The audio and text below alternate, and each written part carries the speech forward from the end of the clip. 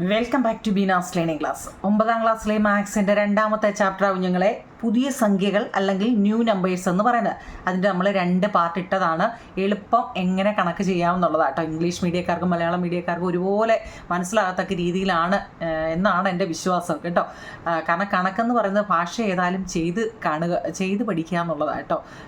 പിന്നെ അതിൻ്റെ ഇംഗ്ലീഷിലും മലയാളത്തിലും ഞാൻ തരുന്നുണ്ടോ നിങ്ങളെ അവനവൻ്റെ എഴുതി പഠിക്കണം കേട്ടോ. അപ്പം നമ്മൾ പേജ് നമ്പർ 25 ഇന്നലെ ഞാനൊന്ന് തുടങ്ങി വെച്ചായിരുന്നു. അത് നിങ്ങൾക്ക് മനസ്സിലായോ എന്നെനിക്കറിയില്ല. അത് ഞാൻ ഒന്നും കൂടി എടുത്ത് കാണിക്കാം. കാരണം വേറെ കുറേ കണക്ക് ചെയ്തിട്ട് ലാസ്റ്റിലാണ് ഞാനതൊന്ന് പറഞ്ഞു തന്നത്. അഥവാ അത് മനസ്സിലായില്ലെങ്കിൽ അത് വിട്ടേരെ. ഇത് നമുക്ക് ഈ 2 കണക്ക് ചെയ്യാം കേട്ടോ. പേജ് നമ്പർ 25 നോക്കിയേ. V have seen in class 8 that any odd number can be written as the difference of 2 perfect squares. Use these to draw squares of area 7 square centimeter and 11 square centimeters. What are the length of the sides of these square? എന്ന് വെച്ചാലേ അതിൻ്റെ മലയാളം ഒന്നറിയണേ നിങ്ങൾ. എന്താണെന്നറിയോ? അതായത് ഇന്നലെ ഞാൻ പറഞ്ഞതാണ്, ഏത് ഒറ്റ സംഖ്യ എന്ന് വെച്ചാൽ എന്താ നിങ്ങളെ? ഓഡ് നമ്പർ എന്ന് വെച്ചാൽ എന്താ? ഓഡ് നമ്പർ അതായത് 1, 3, 5, 7, 9 ഇതാണ് ഓഡ് നമ്പർ കേട്ടോ. ഒന്ന് പഠിച്ചു വെച്ചേക്കണേ ഓഡ് നമ്പർ. ഇപ്പോൾ ഈവൻ നമ്പറോ അതൊക്കെ നമുക്കറിയാം അല്ലേ. ഓഡ് നമ്പറിൻ്റെ മലയാളം എന്താ? ഒറ്റ സംഖ്യ കേട്ടോ. ഒറ്റ സംഖ്യ എന്ന് വെച്ചാൽ 1, 3, 5, 7, 9 ഇതാണ് ഓഡ് നമ്പർ. അപ്പോൾ ഈവൻ നമ്പർ എന്താവും നിങ്ങളെ? നമ്മളോട് ചിലപ്പോൾ പരീക്ഷയ്ക്ക് ഈവൻ നമ്പർ ചോദിക്കുന്നെങ്കിലോ? ഈവൻ നമ്പർ എന്ന് വെച്ചാൽ ഇരട്ട സംഖ്യ. ഈവൻ നമ്പർ എന്ന് വെച്ചാൽ എന്താ? നമ്മൾ എപ്പോഴും മാത്സ് പഠിക്കുമ്പം തരുന്നത് മാത്രം പഠിച്ചു പോകരുത്, എല്ലാം അറിഞ്ഞ് പോകണം കേട്ടോ. ഈവൻ നമ്പർ എന്ന് വെച്ചാൽ ഇരട്ട സംഖ്യ കേട്ടോ.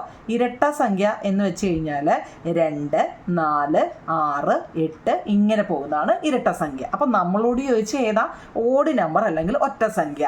ഏത് ഒറ്റ സംഖ്യയെയും we have seen in class 8 any odd number can be written as a difference of 2 perfect square എന്ന്.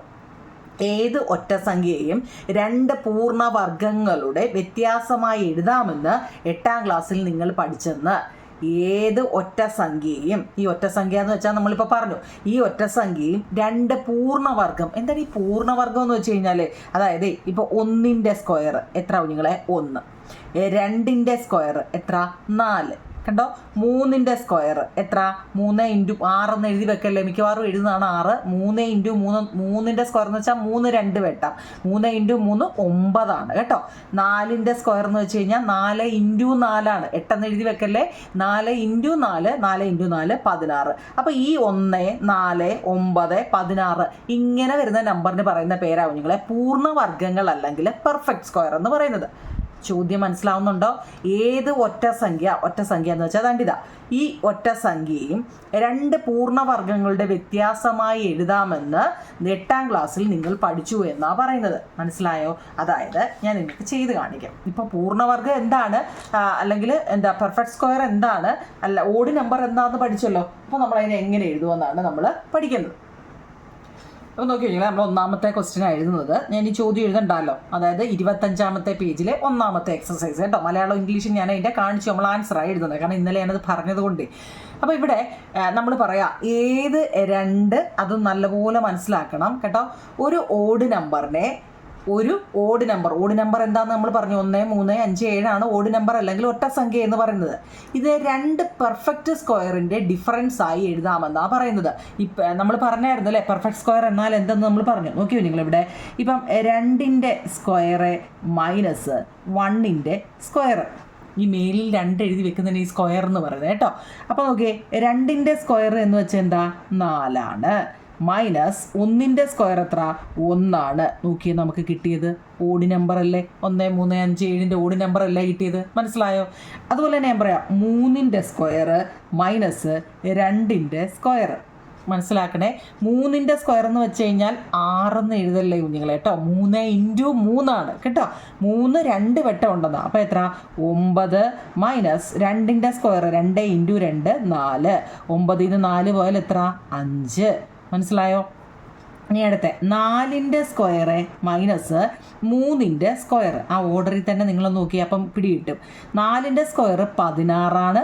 3ൻ്റെ സ്ക്വയർ 9 ആണ്. 16ൽ നിന്ന് 9 പോയാൽ എത്ര? 16ൽ നിന്നും 9 പോയാൽ എത്ര നിങ്ങളെ? 7 ആണ് കേട്ടോ. 7. അപ്പോൾ മനസ്സിലായോ? 1, 3, 5, 7 ഓഡ് നമ്പർ എന്ന് ഒറ്റ സംഖ്യ എന്ന് പറയുന്നത്. നോക്കിയേ, അടുത്ത് നമ്മൾ പറയാം 5ൻ്റെ സ്ക്വയർ മൈനസ് 4ൻ്റെ സ്ക്വയർ അല്ലേ? 5ൻ്റെ സ്ക്വയർ എത്ര? 25 മൈനസ് 4ൻ്റെ സ്ക്വയർ എത്ര? 16. 25 16 പോയാൽ എത്ര? 9. കണ്ടോ? അപ്പോൾ 1, 3, 5, 7, 9 ഒക്കെ വരുന്നുണ്ടോ? മനസ്സിലായോ? ഒരെണ്ണം കൂടെ ചെയ്യാം. ഇപ്പോൾ 6ൻ്റെ സ്ക്വയർ മൈനസ് 5ൻ്റെ സ്ക്വയർ. മനസ്സിലായോ? 6ൻ്റെ നമ്മൾ ചോദ്യം ഇങ്ങനെ ആയതുകൊണ്ട് കേട്ടോ, 2 പെർഫെക്റ്റ് സ്ക്വയറിൻ്റെ ക്വസ്റ്റ്യനിൽ അങ്ങനെ ചോദിച്ചിട്ടുണ്ട് കേട്ടോ. 2 പെർഫെക്റ്റ് സ്ക്വയറിൻ്റെ ഡിഫറൻസ് എന്ന് പറയുന്നത് ഓഡ് നമ്പർ ആയിരിക്കും എന്ന് 8ാം ക്ലാസ്സിൽ പഠിച്ചിട്ടുണ്ടല്ലോ. ഉണ്ട്, കിട്ടുന്നുണ്ടോ? 2 പെർഫെക്റ്റ് സ്ക്വയർ എന്ന് വെച്ചാൽ എന്തോന്ന് അറിയാമല്ലോ ഇല്ലേ? പെർഫെക്റ്റ് സ്ക്വയർ അല്ലേ? പൂർണ്ണവർഗ്ഗങ്ങൾ. അപ്പോൾ ആ പൂർണ്ണവർഗ്ഗങ്ങളുടെ ഡിഫറൻസ് എന്ന് വെച്ചാൽ കുറയ്ക്കാൻ കേട്ടോ, എന്താ വ്യത്യാസം കുറയ്ക്കാൻ. അപ്പോൾ 6ൻ്റെ സ്ക്വയർ 36 മൈനസ് 5ൻ്റെ സ്ക്വയർ 25 അല്ലേ? 36 25 പോയാൽ എന്തുമായിരിക്കും? 11. മനസ്സിലായോ? ഇപ്പം വേണമെങ്കിൽ ഒരെണ്ണോട് എഴുതിക്കോ. 7ൻ്റെ സ്ക്വയർ മൈനസ് 6ൻ്റെ സ്ക്വയർ. 7ൻ്റെ 49. 7 × 7 49. 6ൻ്റെ സ്ക്വയർ 6 × 6 36. അപ്പോൾ എത്ര വരും? നോക്കി എല്ലാം തന്നെ നോക്കി. 1, 3, 5, 7, 9, 11, 13 ആയിരിക്കും വരുന്നത്. ഇപ്പം പിടികിട്ടിയോ? ഇത് ഇത്രയും കിട്ടിയോ? ഇതല്ല ആൻസർ. അത് നിങ്ങൾ ആ ക്വസ്റ്റ്യൻ ഇത് തന്നതാ. ഡിഫറൻസ് 2 പെർഫെക്റ്റ് സ്ക്വയർ ആയിരിക്കും. ഇത് നിങ്ങൾ 8ാം ക്ലാസ്സിൽ പഠിച്ചില്ലയോ എന്ന്. പഠിച്ചു. അപ്പം നമുക്കറിയാം. ഇനി പഠിച്ചില്ലെങ്കിൽ ഇപ്പം അറിയാമല്ലോ. Use these 2 draw square of area 7 square centimetre and 11 square centimetre. എന്താ നിങ്ങളെ ഇവിടെ നമുക്ക് എന്താ പറഞ്ഞിരിക്കുന്നത്? ഇത് ഉപയോഗിച്ച് നമ്മളിപ്പോൾ ഈ പറഞ്ഞ ഇത് ഉപയോഗിച്ച് 7 സ്ക്വയർ സെൻറ്റിമീറ്ററും അല്ലെങ്കിൽ 7 ചതുരശ്ര സെൻറ്റിമീറ്ററും 11 സ്ക്വയർ സെൻറ്റിമീറ്റർ അല്ലെങ്കിൽ 11 ഇംഗ്ലീഷിൽ സ്ക്വയർ സെൻറ്റിമീറ്ററും മലയാളത്തിൽ ചതുരശ്ര സെൻറ്റിമീറ്ററും കേട്ടോ. മനസ്സിലായോ? ഇനി ഞാനത് എപ്പോഴും പറയണ്ടല്ലോ. ഇംഗ്ലീഷിൽ സ്ക്വയർ സെൻറ്റിമീറ്ററും കണ്ടോ, ചോദ്യത്തിലുണ്ടല്ലോ 11 സ്ക്വയർ സെൻറ്റിമീറ്റർ, മലയാളത്തിലോ ചതുരശ്ര സെൻറ്റിമീറ്റർ എന്നീ പരപ്പ് അളവുകളുള്ള മീൻസ് ഏരിയ, പരപ്പളമെന്ന് വെച്ചാൽ ഏരിയ ഉള്ള സമചതുരങ്ങൾ നമ്മളോട് വരയ്ക്കാനാണ് പറഞ്ഞത്. എത്രയൊക്കെയാണ് നിങ്ങളെ ഇവിടെ ഫസ്റ്റ് പറഞ്ഞ എത്ര? ആദ്യം പറഞ്ഞിരിക്കുന്ന എത്രയൊക്കെ വരയ്ക്കാനാണ് നമ്മളോട് പറഞ്ഞത്? എത്ര ആദ്യമേ? 11 അല്ലേ? 7 സ്ക്വയർ സെൻറ്റിമീറ്ററും പിന്നെ എത്ര? 11 സ്ക്വയർ സെൻറ്റിമീറ്ററുമുള്ള എന്താ വരയ്ക്കുക? സ്ക്വയർ വരയ്ക്കാം. സ്ക്വയർ മീൻസ് ഈ സ്ക്വയർ ഇതിപ്പോൾ അളന്നൊന്നുമല്ല, ഇതുപോലെ 2 സ്ക്വയർ വരയ്ക്കണം. അപ്പം നമ്മൾ അതിനെ എങ്ങനെ വരയ്ക്കുമെന്നാണ് കാണിക്കേണ്ടത്. മനസ്സിലായോ? നിങ്ങളപ്പോൾ നമ്മൾ പഠിച്ചു ഈ 7 സ്ക്വയർ 7 വന്നേക്കുന്ന ഇവിടെ ഏതാവും നിങ്ങളെ? അതായത് നമ്മളിപ്പോൾ പറഞ്ഞ രീതി അനുസരിച്ച് നമുക്ക് ഈ 7 വന്നത് ഏതിലാണെന്ന് നോക്കണം. നോക്കി 7 വന്നേക്കുന്നത് ഏതാ? 4ൻ്റെ സ്ക്വയർ മൈനസ് 3ൻ്റെ സ്ക്വയർ അല്ലേ 7 വന്നേക്കുന്നത് അല്ലേ? 4ൻ്റെ സ്ക്വയർ മൈനസ് 7ൻ്റെ സ്ക്വയർ അല്ലേ ഇവിടെ? 3ൻ്റെ സ്ക്വയർ ആണ് 7 വന്നിരിക്കുന്നത്. നമ്മളോട് 7 ചോദിച്ചത് അല്ലേ? അപ്പോൾ 7 എന്ന് പറയുന്നത് ഏതൊക്കെയാണെന്ന് ഓർത്തോ. നോക്കിയേ, ഈ ഒരെണ്ണം നമുക്കുണ്ട്. അടുത്ത ഏതാ? 11ൻ്റെ. അപ്പം ഇതുമുണ്ട്. ഇപ്പം പിടികിട്ടിയോ? അതായത് നമുക്ക് 7 സ്ക്വയർ സെൻറ്റിമീറ്ററിൻ്റെ കിട്ടണം. 7 സ്ക്വയർ സെൻറ്റിമീറ്റർ എന്ന് വെച്ചാൽ നമുക്ക് മേളിൽ ചെയ്ത് വെച്ചിട്ടുണ്ട് 4ൻ്റെ സ്ക്വയർ മൈനസ് 3ൻ്റെ സ്ക്വയർ ആണെന്ന് നമുക്ക് കിട്ടി. അതായത് ഈ സ്ക്വയർ അങ്ങ് മാറ്റിയാൽ നമുക്ക് റൂട്ട് ഇട്ട് കൊടുക്കാം. എന്തിനാ ഈ റൂട്ട് വന്നതെന്നറിയോ? സ്ക്വയർ ഇട്ടില്ലെങ്കിൽ റൂട്ട് ഇട്ട് കൊടുക്കണം. റൂട്ട് ഇട്ടെങ്കിൽ സ്ക്വയർ ഇടണ്ട. സ്ക്വയർ ഇല്ലെങ്കിൽ എന്ന് വെച്ചാൽ 4ൻ്റെ സ്ക്വയർ എത്ര?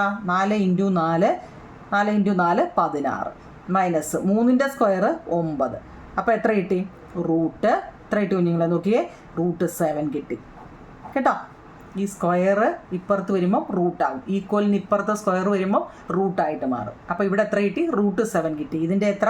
റൂട്ട് 7. അതുപോലെ തന്നെ 11ൻ്റെ ഇവിടെ എത്ര നോക്കിയേ? 11 എത്ര?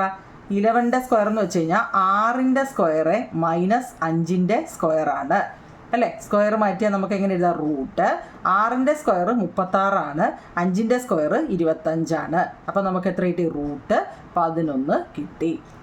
ഇപ്പോൾ പിടി കിട്ടിയോ? മനസ്സിലാവുന്നുണ്ടോ എത്രയൊക്കെയാണ് കിട്ടിയെന്ന്? അപ്പോൾ നമുക്ക് റൂട്ട് 7 സ്ക്വയർ സെൻറ്റിമീറ്റർ അല്ലെങ്കിൽ ചതുരശ്ര സെൻറ്റിമീറ്റർ അവനവൻ്റെ എഴുതണേ. സ്ക്വയർ സെൻറ്റിമീറ്റർ അല്ലെങ്കിൽ ചതുരശ്ര സെൻറ്റിമീറ്റർ ആണ് കേട്ടോ. റൂട്ട് 7 റൂട്ട് 11 കിട്ടി. അതിനകത്തിൽ എന്തെങ്കിലും സംശയമുണ്ടോ? ഇല്ലല്ലോ. അപ്പം നമുക്ക് വരച്ചുകൂടായി. അപ്പം നമുക്ക് എന്ത് കിട്ടി? റൂട്ട് 7ൻ്റെയും റൂട്ട് 11ൻ്റെയും ചെയ്യാനാണ് നമ്മളോട് പറഞ്ഞത്. What are the length of the side of the square? അവയുടെ വശങ്ങൾ കേട്ടോ, അവയുടെ വശങ്ങൾ എഴുതാനാണ് നമ്മളോട് പറഞ്ഞിരിക്കുന്നത്. അപ്പോൾ ഇത് നമ്മൾ ചെയ്ത് നോക്കുക. എങ്ങനെയാണെന്നറിയോ? അതായത് ഇവിടെ നോക്കൂ കുഞ്ഞുങ്ങളെ, വലിയ വശവും ചെറിയ വശവുമായിട്ട് നമ്മൾ എടുത്തു കഴിഞ്ഞാൽ എപ്പോഴും നമ്മൾ ഞാൻ റഫായിട്ടൊന്ന് കാണിക്കാം. ഇപ്പം നമ്മളൊരു റൈറ്റ് ട്രയാങ്കിൾ വരച്ചു കഴിഞ്ഞാൽ, അതായത് പൈതഗോറസ് തിയറി അനുസരിച്ച് നമുക്ക് ഈ തിയറം ഇവിടെ വേണം കേട്ടോ. പൈതഗോറസ് തിയറം അനുസരിച്ച് ഏറ്റവും വലിയ വശത്തിനെ നമ്മൾ ഹൈപ്പോട്ടന്യൂസ് അല്ലെങ്കിൽ കർണം എന്നും, ഇനി ഞാൻ എഴുതണ്ടല്ലോ, മലയാളം മീഡിയക്കാർക്ക് എന്താ കർണം, ഇംഗ്ലീഷ് മീഡിയക്കാർക്ക് ഹൈപ്പോട്ടന്യൂസ്. ഇനി ചെറിയ വശം അതായത് താഴെ എന്താണ്, ബേസ് ആണ്. നേരെ നിൽക്കുന്നതിനെ ആൾട്ടിറ്റ്യൂഡ് അല്ലെങ്കിൽ ലംബം. അപ്പം ഇത് ലംബം, ഇത് ബേസ്, ഇത് ലംബത്തിന് ആൾട്ടിറ്റ്യൂഡ്, ബേസ്, ഹൈപ്പോട്ടന്യൂസ്. പാദം, ലംബം, കർണം മലയാളത്തിൽ കേട്ടോ.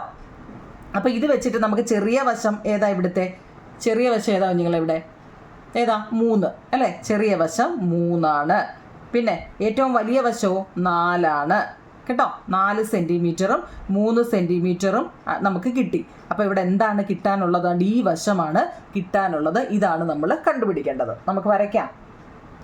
അതായത് നമ്മൾ സ്കെയിലിൽ ആദ്യമേ എന്ത് ചെയ്യുക, 3 സെൻറ്റിമീറ്റർ നീളത്തിൽ ഒരു വര വരയ്ക്കുക. എന്താ നിങ്ങളെ, 3 സെൻറ്റിമീറ്റർ നീളത്തിൽ, കാണാൻ പറ്റുന്നുണ്ടോ, കണ്ടോ, സ്കെയിലെടുക്കുക. 0 to 3 0 to 3. ഞാൻ പേന വെച്ച് വരയ്ക്കുന്നതിനെന്നറിയോ, തെളിഞ്ഞ് കാണാൻ വേണ്ടിയാണ്. നിങ്ങൾ പെൻസിൽ വെച്ചേ വരയ്ക്കാവും കേട്ടോ. 3 സെൻറ്റിമീറ്റർ നീളത്തിലൊരു വര വരയ്ക്കുക. ഇതിന് എന്തെങ്കിലും സംശയമുണ്ടോ?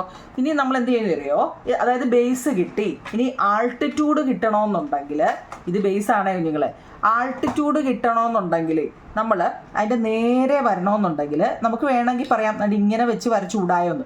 പക്ഷേ അത് കറക്റ്റായ മെഷർ വേണ്ടേ, ആവണമെന്നുണ്ടെങ്കിൽ നമ്മൾ ഇത് വെച്ച് അങ്ങ് വരച്ചാൽ മതി. അപ്പോൾ നമുക്ക് കറക്റ്റ് കിട്ടും. അതായത് ഈ പോയിന്റിൽ വെച്ചിട്ട് കണ്ടോ, ഈ പോയിന്റിൽ വെച്ചിട്ട് 90, ഇത് നമ്മൾ കുറേ പഠിച്ചതാണ് അല്ലേ. എന്നിട്ട് അതിന് നേരെ ഒരു വര അങ്ങ് കൊടുക്കുക കേട്ടോ. നേരെ ആൾട്ടിറ്റ്യൂഡ് എങ്ങനെയായിരുന്നു, ആൾട്ടിറ്റ്യൂഡ് എന്ന് വെച്ചാൽ ലംബം, നേരെ ഒരു വര. കാരണം എവിടെ വരെയാണെന്ന് നമുക്ക് അറിയാൻ വയ്യാത്തതുകൊണ്ട്, കാരണം എത്ര സെൻറ്റിമീറ്റർ ആണെന്ന് നമുക്കറിയില്ല.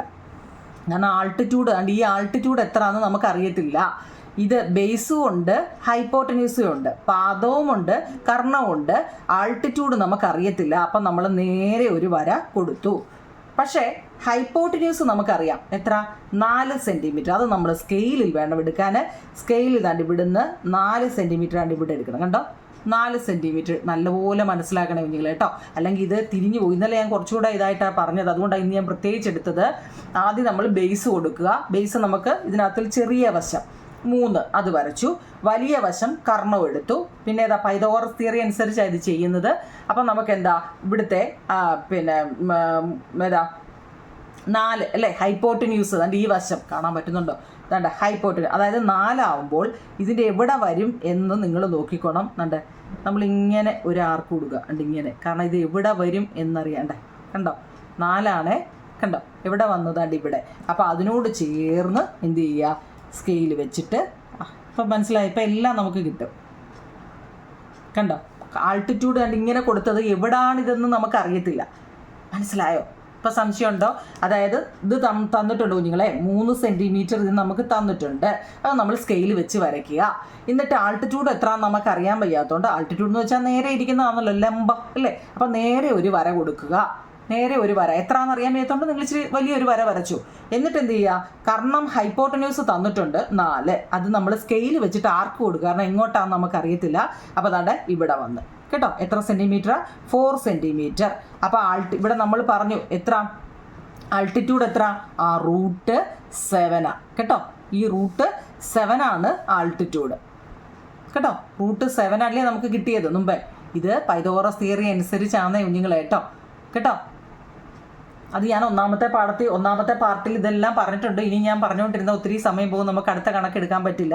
അപ്പോൾ നോക്കിയേ, ഇതിനകത്തിൽ നമ്മൾ എന്ത് വരയ്ക്കണം, സ്ക്വയർ വരയ്ക്കണം. ഇതിപ്പോൾ എന്താ, ഇതൊരു റൈറ്റ് ട്രയാങ്കിളായി അല്ലേ, മട്ടത്രികോണം ആയതേ ഉള്ളൂ. നമ്മൾ സ്ക്വയർ വരയ്ക്കണം.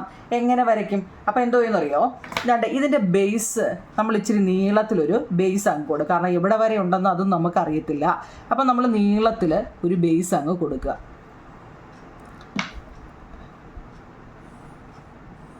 കണ്ടോ, ബേസ് കൊടുക്കുക. കാരണം എവിടെ വരെയും നമുക്കറിയത്തില്ല. അപ്പോൾ അത് നീളത്തിൽ ഒരെണ്ണം കൊടുത്തിട്ട് എന്താണെന്നറിയോ, ഇവിടുന്ന് ഇവിടെ വരെയുള്ള അളവാണ് ഇതിൻ്റെ √7. മനസ്സിലാക്കണേ, ഇവിടുന്ന് ദാണ്ട് ഇവിടെ ഇത്രയും കണ്ടോ, ഇവിടെ ഇതാണ് √7 എന്ന് പറയുന്നത്. ഈ √7 വെച്ചിട്ട് സ്ക്വയർ ആണേ, അപ്പം 4 സൈഡിലും എന്തായിരിക്കും, എന്താ √7 ആയിരിക്കും. മനസ്സിലായോ നിങ്ങളെ? ഇതാണ് നമ്മുടെ ആൻസർ √7. ഈ √7 വെച്ചിട്ട് നമ്മൾ എന്ത് ചെയ്യണം, ഒരു സ്ക്വയർ വരയ്ക്കണം അല്ലേ, ഒരു ചതുരം വരയ്ക്കണം, സമചതുരം വരയ്ക്കണം. അപ്പം നമ്മൾ ആദ്യമേ എന്ത് ചെയ്യണം, ഇതാണ്ടേ ഇവിടെ കണ്ടോ, ഇവിടെ കൊടുത്തു കണ്ടല്ലോ, ഒരു വശം കിട്ടി. എന്നിട്ട് അതേ തന്നെ കുത്തിയിട്ട് ഇവിടെ കൊടുത്തു, അവിടുന്ന് അത് അനക്കരുത്, അതേ തന്നെ വെച്ചിട്ട് ഇവിടെ കൊടുത്തു കണ്ടല്ലോ. ഇനി ഇവിടെ കുത്തിയിട്ട് കണ്ടേ ഇങ്ങനെ കൊടുത്തു കണ്ടോ. ഇനി ഇതെല്ലാം കൂടെ അങ്ങ് കൂട്ടി യോജിപ്പിച്ചാൽ മതി. നോക്കാം സ്ക്വയർ ആവുമോ നോക്കാം. അവിടെ നിന്ന് ഇങ്ങോട്ട് കണ്ടോ, അവിടെ നിന്ന് ഇങ്ങോട്ട് കണ്ടോ, സ്ക്വയറായി. ഈ ഇങ്ങനെ എഴുതി വെച്ചാൽ പോരാ, ഇതിൻ്റെ എല്ലാം വാല്യൂ എത്ര, ഇവിടെ √7, ഇവിടെയും √7, ഇവിടെയും √7, 4 വശവും എന്താ √7 ആണ്. ഇപ്പോൾ ഡൗട്ട് മാറിയോ? ഇതുപോലെ തന്നെ എന്ത് ചെയ്യുക, 11ൻ്റെയും ചെയ്യണം. മനസ്സിലായോ? √7 വന്നാൽ എങ്ങനെയാണെന്ന് മനസ്സിലായോ നിങ്ങളെ? ബേസ് ഇത് ഈ 4 3 എങ്ങനെയാണെന്ന് നമ്മൾ ഇവിടുന്നാണ് കിട്ടിയത്. 4 3 വെച്ചിട്ട് 7ൻ്റെ നമ്മൾ ചെയ്തു. അപ്പം 4 എന്ന് പറയുന്നത് വലിയ വശം ഹൈപ്പോട്ടന്യൂസ് ആക്കി എടുക്കുക കേട്ടോ, ചെറിയ വശം ബേസായിട്ട് എടുക്കുക. ആൾട്ടിറ്റ്യൂഡ് നമ്മൾ കണ്ടുപിടിച്ചു. ഈ വശം എത്ര നമുക്കറിയാൻ വയ്യാത്ത നീളത്തിൽ വരച്ചിട്ട് കിട്ടിയല്ലോ. എന്നിട്ട് അതെത്ര ആണോ അത് തന്നെ 4 വശവും കൊടുക്കുക. ഇപ്പം പിടികിട്ടിയോ? നമുക്കിനി 11ൻ്റെ ചെയ്യാം. അപ്പോൾ ഇവിടുത്തെ ഏരിയ എങ്ങനെയാണ് കുഞ്ഞുങ്ങളെ? ഇതിൻ്റെ ഏരിയ കണ്ടുപിടിക്കുന്ന ഏരിയ = ഏരിയ എന്ന് വെച്ചാൽ എന്താ, ഒരു സ്ക്വയറിൻ്റെ ഏരിയ എന്ന് വെച്ച് കഴിഞ്ഞാൽ സൈഡ് ഇൻറ്റു അല്ലേ, സൈഡ് ഇൻറ്റു സൈഡ്, വശം ഗുണം വശമാണ്. സൈഡ് എത്ര, √7 ഇൻറ്റു √7 = √49 എന്ന് വെച്ചാൽ ആൻസർ 7 സെൻറ്റിമീറ്റർ ആണ്. എങ്ങനെ 49 വന്നേ അല്ലേ? 7 ഇൻറ്റു 7 എത്ര, 49 അല്ലേ? √49 എന്ന് വെച്ചാൽ എത്ര അതൊക്കെ അറിയത്തില്ലയോ? അറിയാവോ? അതായത് ഇപ്പം നമ്മൾ പറഞ്ഞില്ലേ √4 എന്ന് വെച്ച് കഴിഞ്ഞാൽ എന്താ, ഇവിടെ നമ്മൾ പഠിച്ച √4 എന്ന് വെച്ച് കഴിഞ്ഞാൽ 2ൻ്റെ സ്ക്വയറാണ്. അപ്പം 2. √9 എന്ന് വെച്ച് കഴിഞ്ഞാൽ എന്താ, 3 ആണ് എന്ന് വെച്ചാൽ 3ൻ്റെ സ്ക്വയറാണ് കേട്ടോ. ഈ റൂട്ട് മാറ്റിയാണ് നമ്മൾ സ്ക്വയർ ഉള്ളിടത്ത് റൂട്ട് ഇടത്തില്ല, റൂട്ട് ഉള്ളിടത്ത് സ്ക്വയർ ഇടത്തില്ലെന്ന് ഓർത്തോണം കേട്ടോ. ഇപ്പം √16 എന്ന് വെച്ചാൽ എന്താണ്, 4ൻ്റെ സ്ക്വയറാണ് 16, അപ്പം 4. √25 എന്ന് വെച്ചാൽ എന്താണ്, 5ൻ്റെ സ്ക്വയറാണ്. മനസ്സിലായോ? അങ്ങനെയാണെങ്കിൽ √49 എന്ന് പറയുന്നത് എന്തിൻ്റെ സ്ക്വയറാണ് നിങ്ങളെ, 7 കേട്ടോ. അങ്ങനെ ഈ 7 വന്നത് മനസ്സിലായോ? നമുക്ക് അടുത്തതൂടെ ചെയ്യാം. അടുത്തതെന്ന് വെച്ച് കഴിഞ്ഞാൽ നോക്കിക്കേ, നമുക്ക് 11 സെൻറ്റിമീറ്ററിൻ്റെ നമുക്ക് ചെയ്യാം. അത് നോക്കിക്കേ, 6 സ്ക്വയർ മൈനസ് 5 സ്ക്വയർ 11ൻ്റെയാണ് ഇനി നമ്മൾ ചെയ്യുന്നത്. അപ്പോൾ ഇതിലെ വലിയ വശം ഏതാ, 6, ചെറിയ വശം 5. അപ്പോൾ ചെറിയ വശം നമുക്ക് ബേസ് ആയിട്ട് കൊടുക്കാം. ചെറിയ വശം ബേസ് എത്ര, 5, 0 to 5. ഓക്കെ 5. ഇനി നമ്മൾ എന്ത് ചെയ്യുക, പ്രൊട്രാക്ടർ എടുത്തിട്ട് എന്ത് ചെയ്യുക, നിങ്ങളെ ആൾട്ടിറ്റ്യൂഡ് വരയ്ക്കുക അല്ലേ, ആൾട്ടിറ്റ്യൂഡ് വരയ്ക്കുക. പ്രൊട്രാക്ടർ സാധാരണ താഴെ വെച്ചാൽ അങ്ങ് അപ്രത്യക്ഷമാവുന്ന ഒരു സാധനം ഇതിൽ. കുഞ്ഞുങ്ങളെ നേരെ വരയ്ക്കാനാണ് ഈ പ്രൊട്രാക്ടർ ഉപയോഗിക്കുന്നത് കേട്ടോ, കാരണം അപ്പം നമുക്ക് കറക്റ്റായിട്ട് കിട്ടും. ഉണ്ട് നേരെ.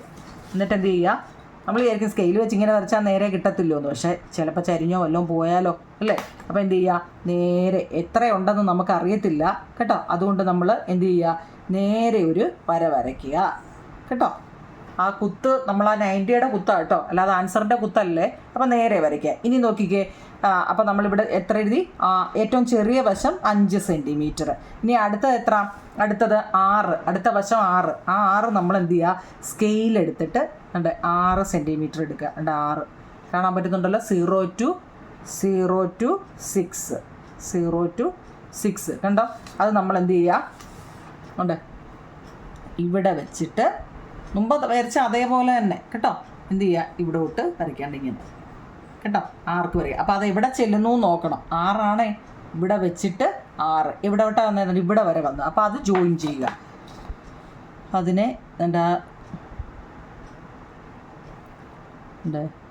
ഇവിടെ നിന്ന് ഇങ്ങോട്ട് ജോയിൻ ചെയ്യുക. കണ്ടോ, മനസ്സിലായി? എത്രയായിരുന്നു ഇത്, 6 സെൻറ്റിമീറ്റർ. ഇതെത്ര, 5, ചെറിയ വശം ബേസ്, വലിയ വശം ഹൈപ്പോട്ടന്യൂസ്.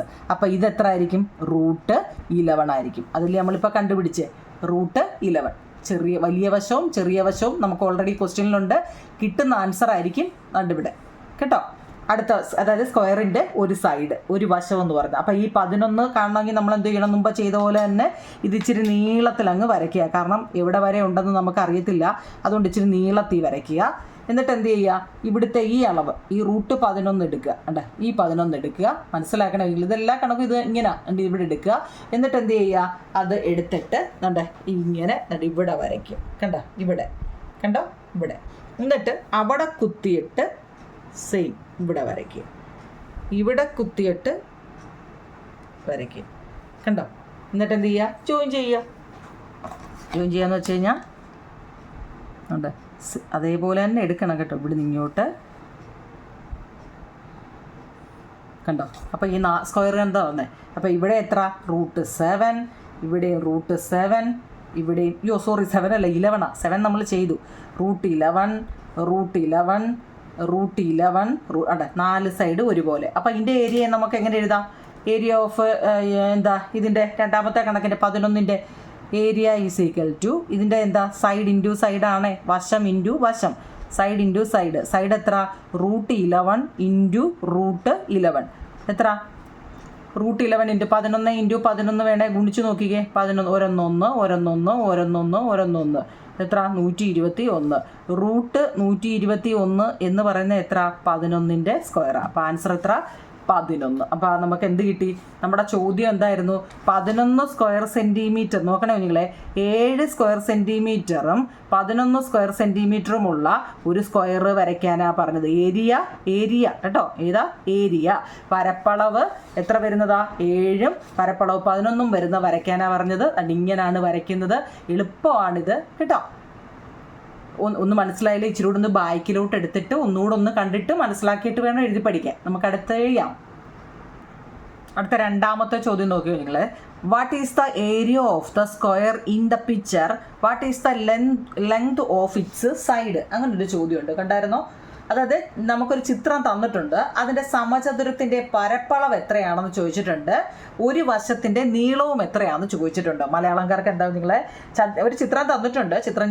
ഈ ചിത്രം തന്നിട്ടുണ്ട്. ഈ ചിത്രത്തിൻ്റെ സമചതുരത്തിൻ്റെ പരപ്പളവ് എത്രയാണെന്നും ഒരു വശത്തിൻ്റെ നീളം എത്രയാണെന്നുമാണ് നമ്മളോട് ചോദിച്ചത്. ഇംഗ്ലീഷിൽ എന്താ? What is the area of the square in the picture?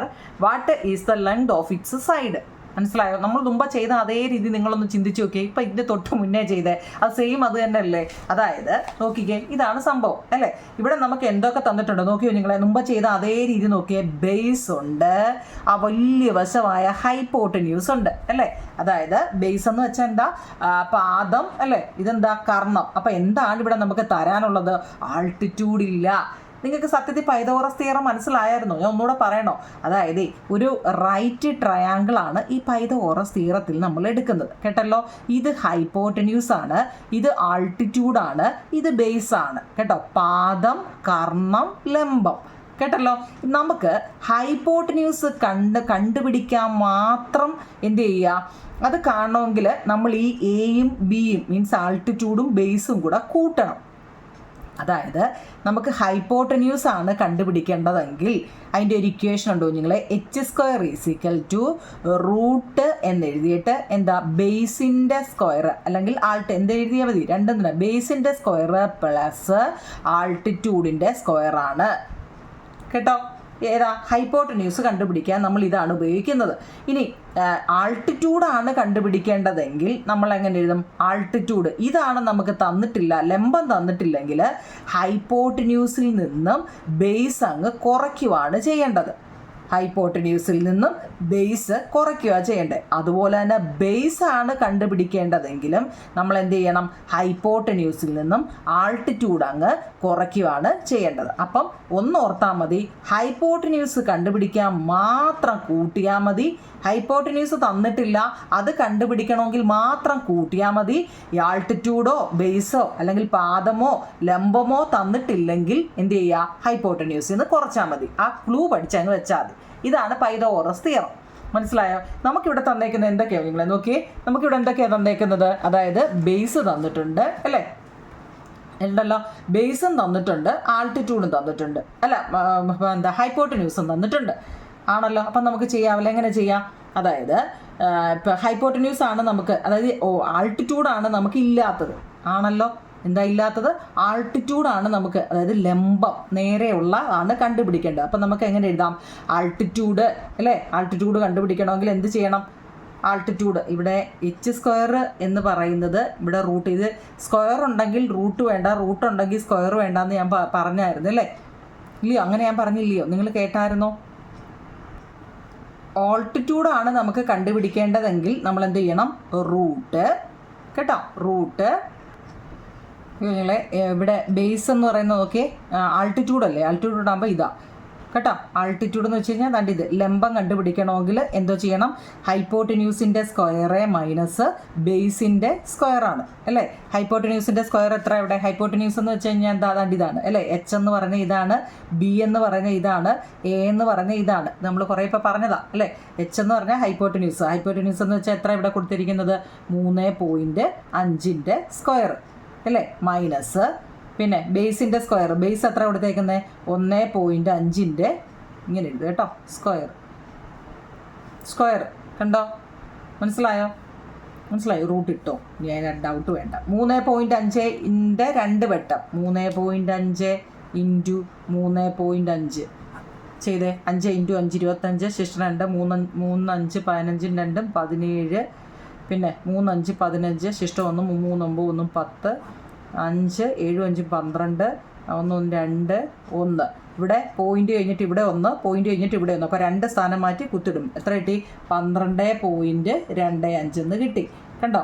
ഇനി മൈനസ് 1.5ൻ്റെ സ്ക്വയർ എത്ര നിങ്ങളെ? അതായത് 15 ഇൻറ്റു 15 അടിച്ചാൽ മതി. 15 ഇൻറ്റു 15, 5 5 25, ശേഷം 2, 1 5 2 7, 1 5 5, 1 5 7 5 12, 12 പിന്നെ 2 അല്ലേ? ഇവിടെ എന്താണ്? പോയിന്റ് കഴിഞ്ഞിട്ട് ഒരു സംഖ്യ, പോയിന്റ് കഴിഞ്ഞിട്ട് ഒരു സംഖ്യ. അപ്പോൾ 2 സംഖ്യ, 2 സ്ഥാനം മാറ്റി കുത്തിടണം. എത്ര? 2.25. നോക്കിയേ, മൈനസ് ചെയ്യാനല്ലേ? മൈനസ് എത്ര? 12.25 നിന്നും 2.25 പോയാൽ ബാക്കി 10.00, അതായത് 10 കിട്ടുന്നത്. 10 മണി എന്ന് പറഞ്ഞാൽ ഈ 10 കണ്ടോ? 10 കിട്ടുന്നത്. മനസ്സിലാക്കണേ. എത്ര? റൂട്ട് 10 നമുക്ക് കിട്ടുന്നത് കേട്ടോ. എത്ര കിട്ടുന്നത്? റൂട്ട് ഹൈപ്പോട്ടന്യൂസ് എന്ന് പറയുന്നത് എത്ര കിട്ടി നമുക്ക്? റൂട്ട് 10 കിട്ടി. റൂട്ട് 10 എന്ന് വെച്ചാൽ ഏതാ? കണ്ടിത്. ഓ, ഹൈപ്പോട്ടന്യൂസ് അല്ല, ആൾട്ടിറ്റ്യൂഡ് കേട്ടോ. ആൾട്ടിറ്റ്യൂഡ് എ കേട്ടോ. എൻ്റെ പറഞ്ഞാൽ ഇത് ബേസ്, ഇത് ഹൈപ്പോട്ടന്യൂസ്. നമുക്ക് ബേസും തന്നിട്ടുണ്ട്, ഹൈപ്പോട്ടന്യൂസ് അതായത് പാദവും തന്നിട്ടുണ്ട്, കർണവും തന്നിട്ടുണ്ട്. ലംബം ആൾട്ടിറ്റ്യൂഡ് കണ്ടുപിടിക്കാനാണെങ്കിൽ ഈ ഒരു ഇക്വേഷൻ അങ്ങ് ഓർത്ത് വെച്ചാൽ കേട്ടോ. ഈ ഇക്വേഷൻ അറിയാമെങ്കിൽ എളുപ്പം നമുക്ക് ചെയ്യാൻ പറ്റും. കൂട്ടേണ്ടത് ഈ വശം കാണാൻ വലിയ വശം ഉണ്ടല്ലോ, അതാണ് ഹൈപ്പോട്ടന്യൂസ്. ആ വലിയ വശം കാണാൻ മാത്രം എന്ത് ചെയ്താൽ മതി? കൂട്ടിയാൽ മതി. ബാക്കി 2 വശവും നോക്കിയേ കുറയ്ക്കാനാണ് കേട്ടോ. ഇവിടെ നോക്കിയേ ആൾട്ടിറ്റ്യൂഡ് ആയതുകൊണ്ട് കുറച്ച് വന്നപ്പോൾ നമുക്ക് എത്ര കിട്ടി? എ ആൾട്ടിറ്റ്യൂഡാണ്. ആൾട്ടിറ്റ്യൂഡ് = റൂട്ട് 10 കിട്ടി. അപ്പോൾ നമ്മുടെ അടുത്ത് എന്ത് കാണണം? ഏരിയ കാണണം കേട്ടോ. ഇതിൻ്റെ ഏരിയ കാണാൻ ചോദിച്ചിട്ടുണ്ട് ചോദ്യത്തിൽ. What is the area of the square in the picture? ഈ പിക്ചറിൻ്റെ ഏരിയ എങ്ങനെയാ? ഏരിയ കാണണമെങ്കിൽ സ്ക്വയറിൻ്റെ അല്ലേ? സൈഡ് ഇൻറ്റു സൈഡാണ്, വശം ഇൻറ്റു വശം, സൈഡ് ഇൻറ്റു സൈഡ്. സൈഡ് എത്ര? റൂട്ട് 10. റൂട്ട് 10 ഇൻറ്റു റൂട്ട് 10 എത്ര? റൂട്ട് 100 = 10 സെൻറ്റിമീറ്റർ സ്ക്വയർ ആണ് ആൻസർ. നിങ്ങളെപ്പോഴും ഒരു ക്ലൂ ഞാൻ പറഞ്ഞു തരട്ടെ നിങ്ങളെ. ഇപ്പം റൂട്ട് 9 ഇൻറ്റു റൂട്ട് 9 ഒരേ സംഖ്യ തന്നെ റൂട്ട് വന്നാൽ ആൻസർ 9 ആയിരിക്കും. ഇപ്പം റൂട്ട് 10 ഇൻറ്റു റൂട്ട് 10 ആൻസർ എത്ര? 10 ആയിരിക്കും. Root 8 into root 8 എന്തുമായിരിക്കും? 8 ആയിരിക്കും. ഇതങ്ങ് കാണാതെ പഠിച്ചു വെച്ചേക്കണം കേട്ടോ. ഒരേ സംഖ്യകൾ തന്നെ റൂട്ട് വന്നാൽ ആൻസർ ആ റൂട്ട് അങ്ങ് മാറ്റിയാൽ മതി. ഇപ്പോൾ റൂട്ട് 100 ഇൻറ്റു റൂട്ട് 100 എന്ന് ചോദിച്ചാൽ നമ്മൾ കിടന്ന് 100ൻ്റെ അത്രയും എന്ന് ചെയ്യേണ്ട, ആൻസർ 100 കേട്ടോ. ഇപ്പോൾ റൂട്ട് 982 ഇങ്ങനെ ചുമ്മാ ഒരെണ്ണം തരുമെന്ന് വെച്ചോ. റൂട്ട് ഇൻറ്റു ആ സംഖ്യ തന്നെ റൂട്ട് 98933 എന്ന് തന്നു വെച്ചോ. ഇത് ഇൻറ്റു ചെയ്യാനിരിക്കുമോ നിങ്ങൾ? ഇത് എപ്പോൾ തീരാ? ഒന്നും വേണ്ട, ആ റൂട്ട് അങ്ങ് എടുത്ത് കളഞ്ഞാൽ മതി കേട്ടോ. റൂട്ട് എടുത്ത് കളഞ്ഞാൽ അതിൻ്റെ ആൻസറായി. മനസ്സിലാക്കി വെച്ചേക്കണേ കേട്ടോ ഇത് കേട്ടോ. അപ്പോൾ ആ 2 കണക്ക് ഇപ്പം ചെയ്യാം നിങ്ങളെ. ഇനി ഇതിനകത്തിൽ ഒരെണ്ണവും കൂടെ ഉണ്ടല്ലേ, അത് നമുക്ക് നാളെ ചെയ്യാം. ഇന്ന് ഈ 2 വൃത്തിയായിട്ട് ചെയ്ത് പഠിക്കണം കേട്ടോ. ഓക്കെ നിങ്ങളെ, താങ്ക് യു.